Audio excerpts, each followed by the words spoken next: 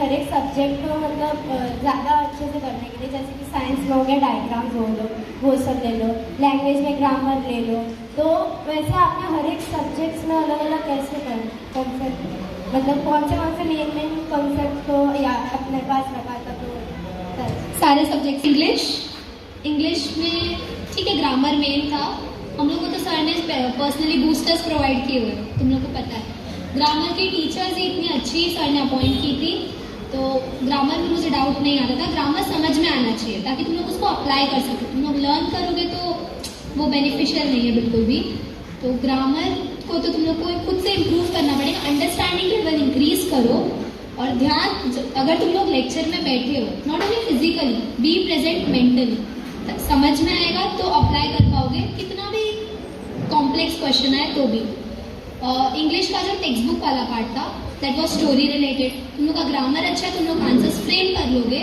मैं ऐसे बोलना चाहूँगी कि तुम लोग कीवर्ड्स को हाईलाइट करना स्टार्ट कर दो, हैबिट डाल दो। प्रेजेंटेशन बहुत इंपॉर्टेंट है, हैंड राइटिंग अच्छी रखो। और कुछ लोग ऐसे बोलेंगे कि हमारी बचपन से हैंड राइटिंग अच्छी नहीं है। आई अग्री, बहुत लोग हैं जिनकी नहीं हो पा रही हैंड राइटिंग अच्छी, अब लास्ट मोमेंट पे नहीं होने वाला। तो ट्राई करो तुम लोग नीट एंड क्लीन लिखो और कट्स अवॉइड करो जितना तुम लोग अवॉइड कर सकते हो। और ज़्यादा कुछ नहीं, सर जो बोलेंगे बस उसको फॉलो करो, प्रेजेंटेशन अच्छा हो जाएगा। इंग्लिश हो गया, देन साइंस में साइंस 1, साइंस 2, साइंस 1 में न्यूमेरिकल्स आने चाहिए। साइंस 1 में जो कंसेप्ट है, मतलब उसके आंसर्स बहुत बड़े बड़े होते हैं, जैसे कि मोटर वाला आंसर है वो भी बहुत बड़ा है, बट अगर तुम लोगों जिसको समझ गया वो तो ऐसे लर्न कर लिया होगा उसको पक्का। साइंस 2 में बहुत लोगों को प्रॉब्लम होता है स्पेलिंग में, क्योंकि उसमें बड़े बड़े वर्ड्स हैं। हाँ, और 7 चैप्टर 8 चैप्टर बहुत बोरिंग है, पर उसको याद करने का भी ठीक है, मतलब तुम लोग को समझ में आया तो तुम लोग कर लोगे। 7 चैप्टर में वो फंगस के नाम, वो बहुत तंग किया उसने मेरे को भी। स्पेलिंग को लिख के लर्न किया मैंने, उसको पता है। ओरल के टाइम पे मुझे महिमा दीदी ने सच में बहुत बार फंसाया, पर उनकी वजह से मेरा बहुत कुछ हेल्प हुआ है सच में। जोरदार तालियां महिमा मिस के लिए।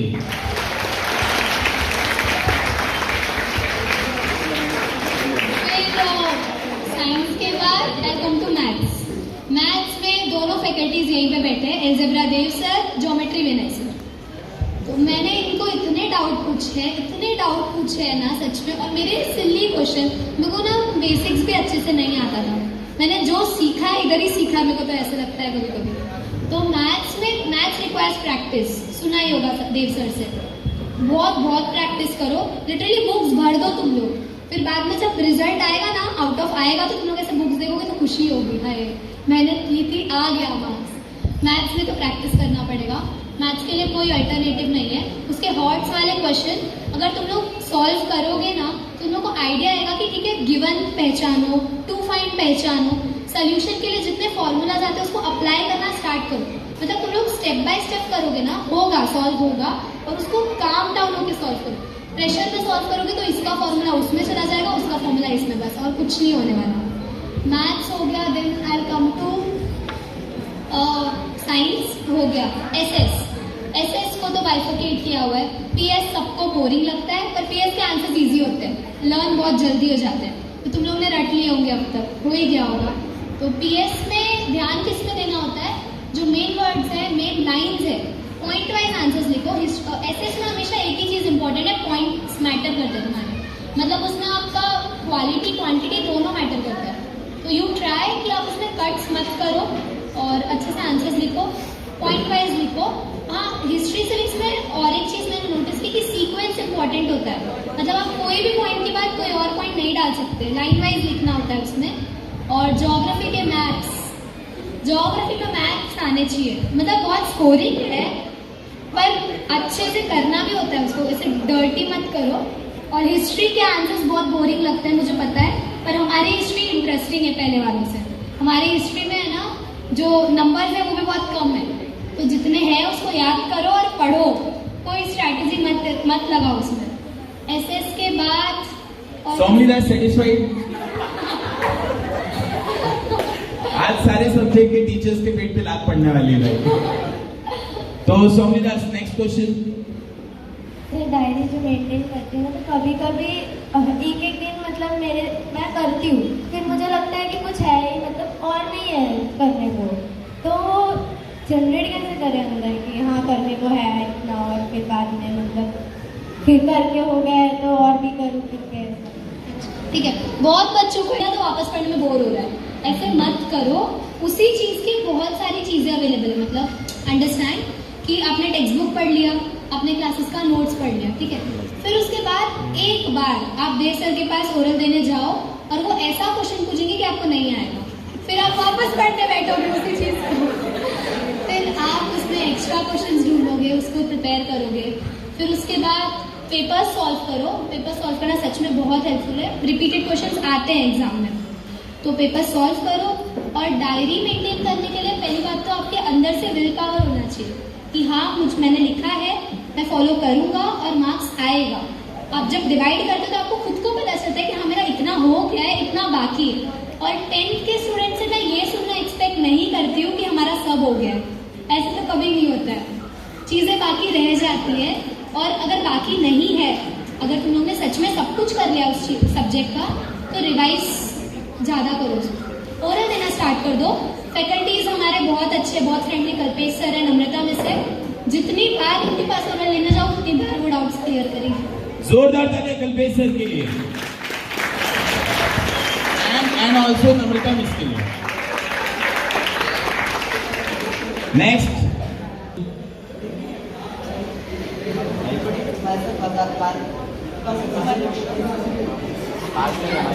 जैसे कि हमारा लैंग्वेज, जैसे मेरा लैंग्वेज बहुत खराब है, बहुत ज़्यादा ही खराब है, तो उसको इम्प्रूव करने के लिए मतलब क्या ऐसा करूँ कि मैं इम्प्रूव कर सकूँ, चाहे वो इंग्लिश हो, मराठी हो, हिंदी हो, मेरा तीनों मतलब बहुत, मैं ऐसा क्या करूँ। भी सच स्पेलिंग मिस्टेक बहुत होता है। स्पेलिंग मिस्टेक अगर हो रहा है तो उसको तुम लोग तुम लोग को सच में अगर स्कोर करना है ना, तुम लोग शांत नहीं बैठोगे। पहली बात तो तुम लोग उस सब्जेक्ट का बहुत कुछ ढूंढोगे और खुद से प्रिपेयर करोगे। जैसे इंग्लिश बेसिक है, सारे सब्जेक्ट के लिए तुम लोग को इंग्लिश आना चाहिए, तो इंग्लिश में स्पेलिंग मिस्टेक मत करो। इंग्लिश की फैकल्टीज बैठे हैं ना, पूछो उनको क्या और करें हम लोग, ग्रामर प्रिपेयर करो, नए नए वर्ड्स ढूंढो। जैसे मेरे टाइम पे निशा मिस है, उन्होंने मुझे क्या बोला था कि जितने नए वर्ड्स आपको मिलते हैं आप उसको लिखो एक जगह पे, उसका मीनिंग लिखो।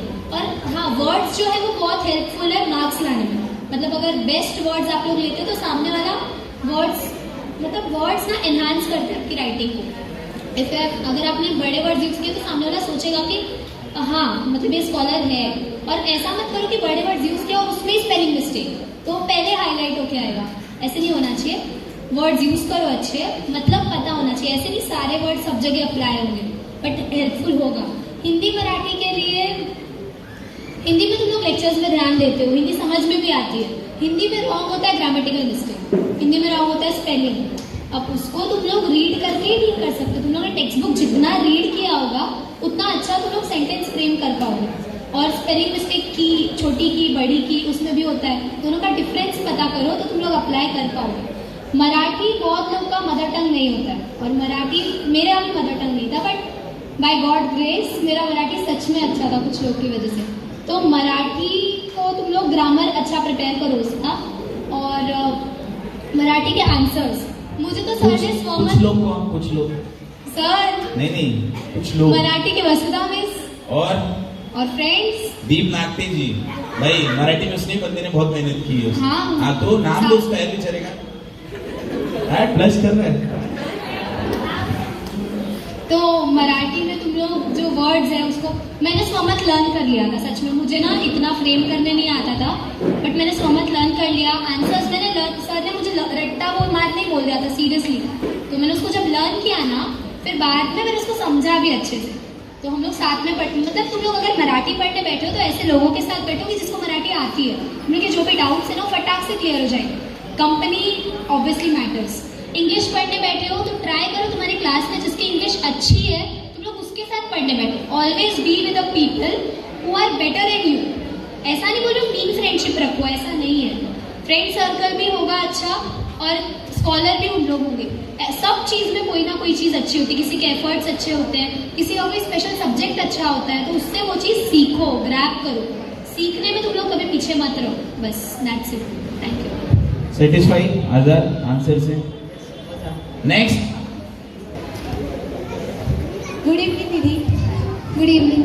अगर आपके पास दो कंडीशन जनरेट हो जाए, जैसे स्कूल का सेमिप्रीलियम और क्लासेस में भी सेमिप्रीलियम ही चल रहा है, क्लासेस का प्रीलियम चल रहा है, तो आप कैसे मैनेज करोगे स्टडीज को? देखो, first of all I will tell you कि 3 बार ही हुआ है बस।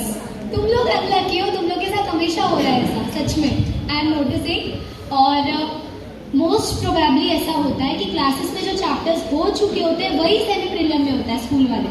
तुम लोग क्लासेस में उसका टेस्ट दे चुके होते हो, तो आई डोंट थिंक वापस टेस्ट देने में तुम्हें प्रॉब्लम होना चाहिए। और स्कूल के क्वेश्चंस कंपैरेटिवली इजी ही आते हैं, टीचर्स हिंट भी दे देते हैं तुम लोग को कि ये आंसर्स पढ़ के आओ, इजी है, ये वाला पढ़ लो, इजी है। तुम लोग ने अगर क्लास में, ऐसा नहीं है बस क्लासेस में ध्यान देना होता है, स्कूल में भी बैक बेंचर्स को ध्यान देना होता है मार्क्स लाने के लिए। हम भी बैक बेंच से बैठे हैं कभी कभी। तो तुम लोग अगर स्कूल के टीचर के लेक्चर में ध्यान दोगे, टीचर के साथ अगर तुम्हारा अच्छा इक्वेशन है, जो मैंने बहुत मेंटेन किया है, अगर तुम्हारा अच्छा इक्वेशन है तो टीचर तुम्हें बता देंगे लिटरली कि ये कंसेप्ट इंपॉर्टेंट है, इसको पढ़ के जाओ। तुम लोगों को पढ़ के आओ, मार्क्स आएगा ऑटोमेटिकली। और स्कूल में मैंने ऑब्जर्व किया है मोस्टली सब्जेक्ट में लीनियर चेकिंग होता है, और कोई कोई टीचर्स जानबूझ के कम मार्क्स देती है तुम्हें, क्योंकि उन्हें पता रहता है कि तुम ओवर कॉन्फिडेंस में आ गए हो, तो वो चाहते कि तुम नीचे आओ और तुम वापस मेहनत करो। तो स्कूल प्रीलिम्स और क्लासेस प्रीलिम्स को साथ में मैनेज करना है टफ थोड़ा, बट तुम लोग ऐसा, आई वुड सजेस्ट कि क्लासेस के प्रीलिम में पहले ध्यान दो। हाँ, आई एग्री, स्कूल में प्रीलिम्स के मार्क्स होते हैं, 20 इंटरनल्स होते हैं, तुम लोग कुछ भी करो इंटरनल्स मिल जाएगा। ऐसा नहीं मस्ती करके इक्वेशन खराब करो, नहीं, तुम लोग ट्राई करो कि तुम लोग स्कूल में भी अपना बेस्ट परफॉर्मेंस दो, और स्कूल वाली जो पढ़ाई है उसको सुबह उठ के करो। मतलब 1 घंटे पहले तुम लोग पढ़ने बैठे हो, और तो लर्न करके चीज़ें अब तक तो हो जानी चाहिए शायद, सारे चैप्टर्स बस रिवाइज करना चाहिए शायद अब। तो अगर स्कूल में प्रीलिम है तो उसको 1 घंटे पहले बुक खोलो, रिवाइज करो अच्छे से, पैनिक मत हो जाएगा। तो रिवाइज करके जाओ, हो जाएगा। और क्लासेस के प्रीलिम में मोस्ट ज़्यादा ध्यान दो। तुम लोग अगर क्लासेस में स्कोर करोगे ना, सच में अगर क्लासेस में अच्छा मार्क्स आया तो स्कूल में डेफिनेटली अच्छा स्कोर करोगे।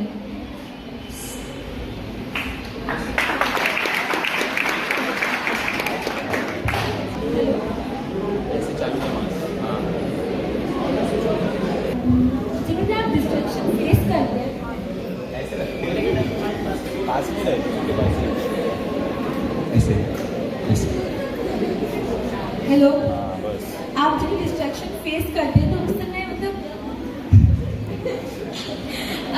आप कौन सी ट्रिक यूज करते हैं? आपका क्या मोटिवेशन रहता है आपको डिस्ट्रैक्शन को साइड करके एक्स्ट्रा फेस करने? मतलब बहुत ये करूँगी क्योंकि बहुत रिलेटेबल है ये। मैंने ना 9th 8th में मेरा नया इंस्टाग्राम अकाउंट खोला था, तो मुझे 10th में बड़ा क्रेज था, और जब सर ने सुन लिया कि मैंने अकाउंट खोला है, सर ने मुझे बहुत चिल्लाया और मैंने उसको डिलीट कर दिया, और उसको परमानेंटली डिलीट कर दिया। और मैंने सीधा खोला कब, रिजल्ट के बाद 10th के। तो मैं बहुत खुश थी कि ठीक है, मैंने वो पोटेंशियल था, मैंने उसको डिलीट किया।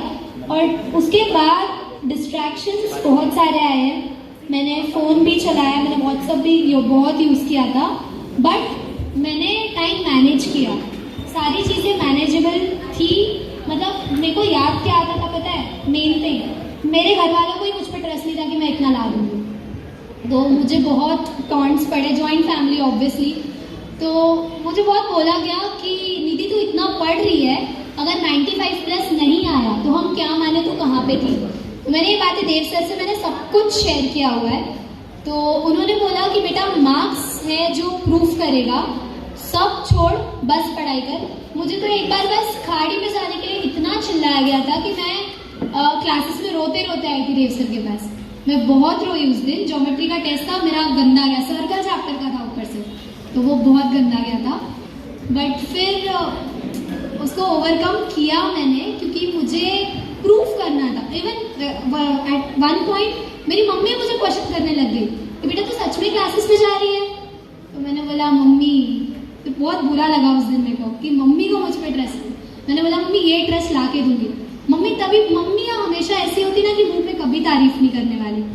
मम्मी ने मुझे बहुत चिल्लाया, और फिर जब 97 आया उसके बाद जो मम्मी का रिएक्शन था, स्पीचलेस।